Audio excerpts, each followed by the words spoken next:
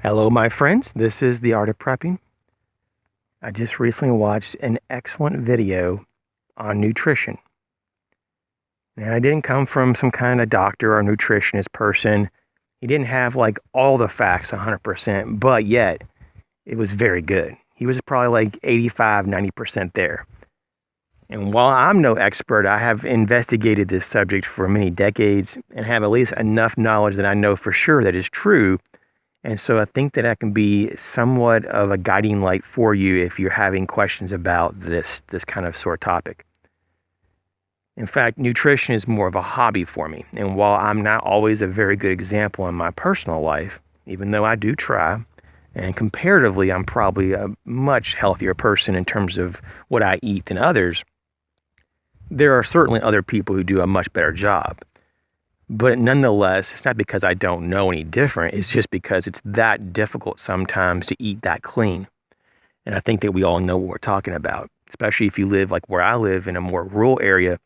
There isn't what you would consider a lot of like what you call health food stores. In fact, there's like zero. And so sometimes you are just kind of trying to find the cleanest source of whatever you're into at the moment. Now, this particular gentleman that I watched, apparently he's been around for a few years. I'm not going to really plug the channel. I'm not sure if he wants me to do all that. And plus, I just kind of want to talk about this in general. I simply watched the video, and it was pretty well laid out. He bought a series of energy bars, or I should say more specifically protein bars, that are advertised for athletes or for outdoors or for whatever, just snacking. But they have supposedly high contents of protein. And also they have a lot of bad stuff too that he pointed out, which is, pretty common sense. But nonetheless, people get really caught up in the whole fact that something has 20 to 30 grams of protein. And they're like, I'll just ignore the fact that there's all these carbs, simple carbs, and in terms of like sugar and stuff. And I'll just pretend that it's not there because it's so good, it tastes like a candy bar. And so this is kind of where I'm at with that, is that it's true. There's a lot of marketing types of campaigns. Now, many, many years ago, I used to get a case every once in a while of Cliff Bars at my, before I moved here many years ago, at a Sam's Club. And I can tell you, though, at the moment, I even knew then that, man, it's a lot of sugar in that Cliff Bar. And when I really realized like how much sugar it was after buying another case of it, and I got one of those medley cases, there's like all kinds of different, I guess you call it flavors, because a lot of it was artificial flavoring. I really realized how bad it was. I mean, Cliff Bars are one of the worst in terms of protein or energy bars. And I'd be more than happy if Cliff Bar Company contacted me. I've contacted them and asked them about why. In the past. This was several years ago. And they said that they're just kind of, this is what they do. This is the ingredients they put in there, and they feel like it's adequate and it's safe. But it's not. So this gentleman that I watched this video, it was all in perspective of what to put into bug out bags or EDC bags or survival kits. Because a lot of these bars, they last anywhere from like 9 months to a year and a half to, and they may go a little longer if you have them in a cooler location that's dark and, very low humidity. But nonetheless, he was like, for a long time, he himself, just like I used to keep a lot of like food bars. And while there are some food bars that are much healthier than others, no doubt about it, and he went into those details, and I would agree that it could be an option, maybe in very limited form. Some of the very, very best types of food bars that have either like no sugar or extremely small amounts of sugar, and that they're a very clean source of protein. But for the most part, and I would have to say over 95% of these bars are very toxic, and like he said, that they're toxic not only now in the present when there is no emergency, but can you imagine when your body's under a stress load? That kind of toxic crap in your body. So now your body is actually having to work that much harder to get through the day because it's got the stress and the toxic load from the crappy food, if you even want to call it food. And even though to me this is all common knowledge, it was just one of the first times that I, honest to God, have ever even seen. I mean, I just don't ever see almost anybody ever talk about this. I mean, besides me. And it's like, whoa. I mean, it's a fairly recent video that it's only like 3 weeks old. And I'm like, wow, I don't know how I even stumbled across it. I was just kind of looking up random stuff on Google yesterday. And I found this guy. And I'm like, that is amazing. And so, I mean, I sent him a real small message just thanking him for the video, at least for putting this out there. And so it's not just me saying this, but it's not just, protein bars or energy bars.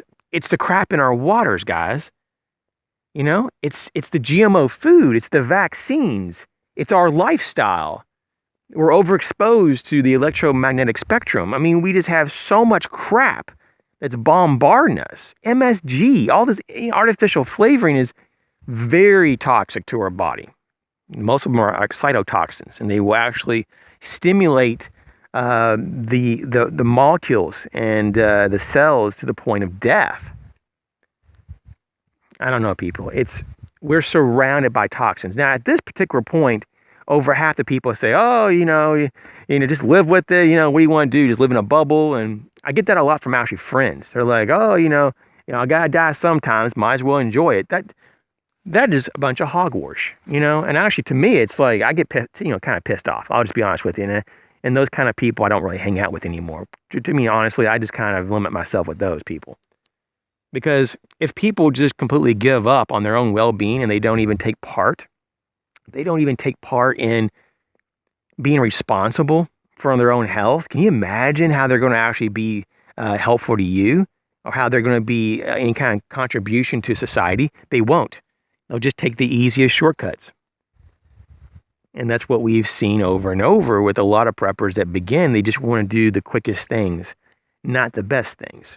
And I don't fault them, because there's always a learning curve with anything, in particular prepping. It's a big learning curve, a lot. You'll get, even me, after all these decades, I still kind of like hit certain points. I'm like, oh my gosh, I'm not at the summit. I'm just at base camp 3, and there's actually like another ridge before the summit is even there. Like, there's times that you can get blindsided by certain things, and sometimes we think that we're being objective, or we think we have all the information, and we just have part of it. So this is just a reminder, even for myself, to kind of be aware of the things that we consume. It becomes us. Just like in the last video I just did about microwaves, how dangerous they are. It is something that we've just gotten used to having. And while I'm not preaching to you, I'm just here to just say, just think about this stuff. Look at what you're putting in your mouth. Look at the sources of your food. Are they really legitimate? Are they worthwhile? If it costs a few more dollars for cleaner food, isn't that worth it for your health long term? Isn't it good, though, to grow part of your own food source? I mean, I just had some cantaloupes that I grew, some of the last ones that were left. They weren't full size, but they were the best cantaloupes, I kid you not. I let them get fully ripened. And I mean, they were so naturally sweet. They were literally the best cantaloupes I've ever had in my life. And I grew them. And I have to say, it makes me feel so good. My bell peppers did okay this year. I had some problems because I overplanted, because I'm overly motivated sometimes. And I overcrowded my pepper plants. And anyways, I still ended up with a good harvest. And I still have a whole bunch in my refrigerator that I'll be eating over the next few days. Maybe weeks. But the cantaloupe was just unflippin' believable. And the beautiful thing is I know what kind of, dirt was being used in the water. And I know that I took care of the plants. They were never stressed out. They were never like dehydrated or nothing. And I just want to point this out, though. There's a lot of satisfaction on being self-reliant, or at least contributing on some level to your well-being. Even if it's just education to make better choices with things that are available around you. I mean, some of you people say, well, I don't have time to grow a garden or even keep up with even a windowsill pot. I have a friend that actually has a hard time even keeping up with their bamboo sprouts in their windowsill. Just putting water on there a couple times a week is a big deal. or growing one tomato plant. And while that's not a put down, it's just like, can you imagine those kind of people trying to even make it at all on any level if there was a real emergency? Those are the people who would perish overnight. They would probably either give up or they would be like, hey, man, I just can't do this and I guess I'll die. Some people have already made that decision, even though they haven't really said it out loud or maybe even said it to themselves. But there's people who've already committed their decision of how they would deal with extreme emergencies. And a lot of them would be just to give up, to get it over with. Just go ahead and lay down and die, which is really sad. And so that doesn't have to be an option. As we know as preppers, there's a whole echelon, mountains full of resources now that you can get, wisdom and knowledge you can do now and put into play, skills that you can develop over time. You don't have to learn it all now. Once a week. I mean, it could be something as simple as just learning one new skill a week. That's like over 50 freaking skills a year that you would learn and, practice them. And it's like, in a matter of a few years, you could have hundreds of skills. I mean, and how could that be bad? How could that be bad, people? But there's a lot of people who don't make the first step. That first step, as they always say, is the most difficult. It's the most difficult if you're saving money. It's the most difficult if you're looking at extremely long-term stuff like retirement. It is so difficult to want to say when you're like in your late teens, early 20s to put back, let's say $100 or $200 a month for retirement.